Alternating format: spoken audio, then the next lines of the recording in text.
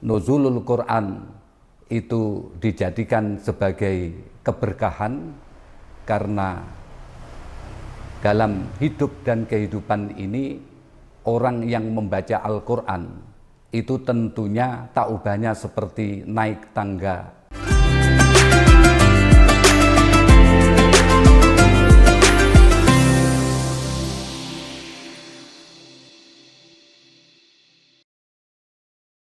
Assalamualaikum warahmatullahi wabarakatuh. Alhamdulillah alladzi 'allamana bil qalam 'allamal insana ma lam ya'lam. Wassalatu wassalamu ala sayyidil anam wa ala alihi wa sahbihi alladzina yatamassakuna syari'atahu ila daris salam. Amma ba'd, para pemirsa Tambak Beras TV yang dimuliakan Allah Subhanahu wa ta'ala, pada kesempatan ini saya diberi mandat untuk menyampaikan sebuah tema yang sangat baik, yaitu nuzulul Quran, cahaya dari kegelapan. Hadirin yang dimuliakan Allah Subhanahu wa ta'ala, pada bulan Ramadan ini adalah bulan yang penuh berkah, bulan yang penuh rahmah, bulan yang penuh magfirah, itqun minan nar. Pada kesempatan ini tentunya umat Islam yang beriman diwajibkan oleh Allah untuk menunaikan ibadah puasa sebagaimana umat yang terdahulu. Al-Quran menegaskan, A'udzu billahi minasyaitonir rajim. Bismillahirrahmanirrahim. Ya ayyuhalladzina amanu kutiba alaikumus siyamu kama kutiba alal ladzina min qablikum la'allakum tattaqun. Itu penegasan bahwa puasa Ramadan adalah spesialisasi orang-orang yang beriman. Berarti orang-orang yang tidak beriman itu tidak berkewajiban untuk menunaikan puasa. Tujuannya jelas, supaya bertakwa kepada Allah Subhanahu wa ta'ala.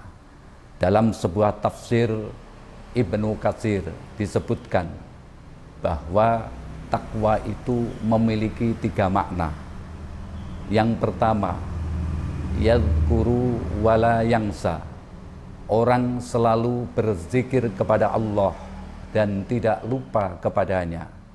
Yang kedua, yashkuru wala yakfur, dan orang selalu bersyukur kepada Allah, tidak kufur kepadanya.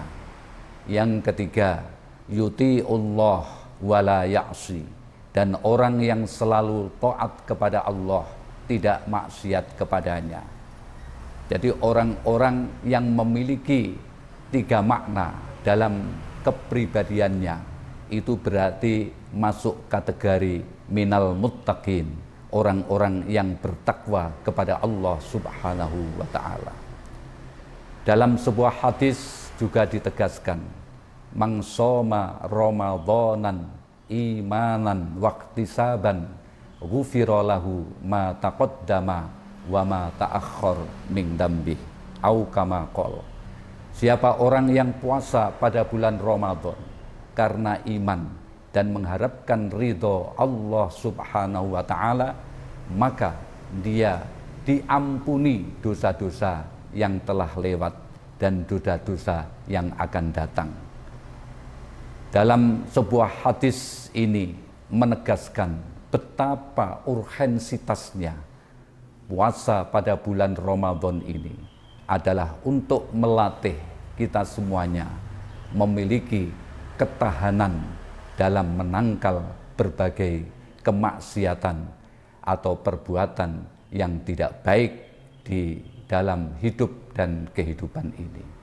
Para pemirsa Tambak Beras TV yang dimuliakan Allah, pada bulan Ramadan ini, tepatnya pada tanggal 17 Ramadan, ada peristiwa besar yang ada dalam kehidupan kita, yaitu peristiwa nuzulul Quran. Nuzulul Quran, turunnya Al-Quran, disampaikan oleh Allah kepada baginda Nabi besar Muhammad sallallahu alaihi wasallam lewat malaikat Jibril, di mana Al-Quran itu adalah mukjizat yang luar biasa. Dalam Al-Quran surah Al-Baqarah ayat 257 ditegaskan bahwa Allahu waliyul ladzina amanu yukhrijuhum minaz zulumati ilan nur. Allah adalah penguasa orang-orang yang beriman, yang mengeluarkan mereka dari kegelapan menuju cahaya yang terang benderang. Dalam konteks ayat ini jelas memberikan isyarat bahwa Al-Quran sebagai mukjizat itu bisa mengentaskan kondisi dan situasi yang gelap. Ada ketidakadilan, ada kezaliman, ada kebatilan, ada kemaksiatan yang merajalela. Akhirnya dengan Rasulullah Shallallahu Alaihi Wasallam diberi Al-Quran dan turunnya Al-Quran, semuanya menjadikan sebuah terang benderang di permukaan kita ini. Nuzulul Quran itu memiliki 3 esensi yang perlu kita pahami. Yang pertama adalah sebagai keberkahan dalam hidup kehidupan. Yang kedua, sebagai lampu lentera umat manusia. Yang ketiga, bisa dimaknai sebagai tarbiyah. Yang pertama adalah nuzulul Quran itu dijadikan sebagai keberkahan karena dalam hidup dan kehidupan ini orang yang membaca Al-Quran itu tentunya tak ubahnya seperti naik tangga 1, naik tangga 2, naik tangga 3, dan seterusnya. Tapi kalau orang yang tidak membaca Al-Quran setelah naik ke tangga 3, itu berarti dia sudah tidak bisa naik ke atasnya dan seterusnya. Itu berarti keberkahannya itu hanya ada di situ itu. Oleh karenanya, maka kalau keberkahan ini disebutkan sebagai khairatun ilahiyatun, yaitu kebaikan-kebaikan yang sebangsa ketuhanan, dan dia akan memiliki asar atau bekas setelah melaksanakan pembacaan Al-Quran kepada dirinya sendiri.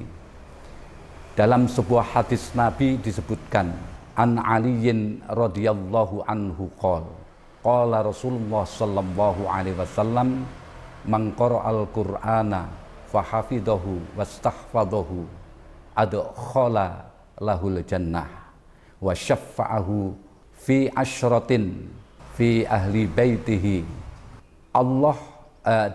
Hadis diriwayatkan dari Ali, beliau berkata Rasulullah sallallahu alaihi wasallam, siapa orang yang membaca Al-Quran dan ia hafal di luar kepala, maka Allah memasukkan mereka ke surga dan mereka bisa memberikan syafaat kepada 10 ahli baitnya, wa kulluhum wajabat lahum annar, di mana 10 ahli bait atau keluarganya itu adalah sudah ditetapkan oleh Allah masuk neraka.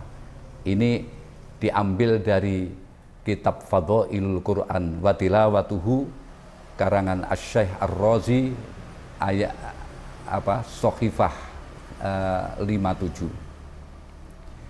Al-Quran juga menyebutkan ketika Al-Quran ini dimaknai dengan lampu lentera. Al-Quran bisa menyebutkan dalam surah Al-Baqarah 257. A'udzu billahi minasyaitonir rajim. Bismillahirrahmanirrahim. Allahu waliyul ladzina amanu yukhrijuhum minaz zulumati ilan nur. Ayat yang kedua, Al-Ahzab 46. Ya ayyuhan nabiyyu inna arsalnaka syahidaw wa mubasysyiran wa nadhira. Ya ayyuhan nabiyyu inna arsalnaka syahidaw wa mubasysyiran wa nadhira wa da'iyan ilallahi biidnih wasirajam munira. Ini dua ayat ini yang menjelaskan bahwa Al-Quran itu sebagai lampu lentera, bisa menggerakkan dari kegelapan menuju terang benderang, dan juga bisa dijadikan sebagai lampu lentera dalam hidup dan kehidupan ini. Kemudian yang ketiga adalah bisa membuahkan makna berupa tarbiyah. Ayatnya bisa saya tegaskan sebagai berikut. Yang pertama, A'udzu billahi minasyaitonir rajim. Laqad mannallahu 'alal mu'minina idz ba'atsa fihim rasulan minhum yatlu 'alaihim ayatihi wa yuzakkihim wa yu'allimuhumul kitaba wal hikmah wa in kanu min qablu lafi dhalalim mubin.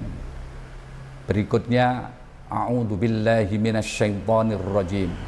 Inna fi khalqis samawati wal ardh wa ikhtilafil laili wan nahari laayatil liulil albab alladzina yadhkurunallaha qiyaman wa qu'udan wa 'ala junubihim wa yatafakkaruna fi khalqis samawati wal ardh Rabbana ma khalaqta hadza batila subhanaka faqina azabannar.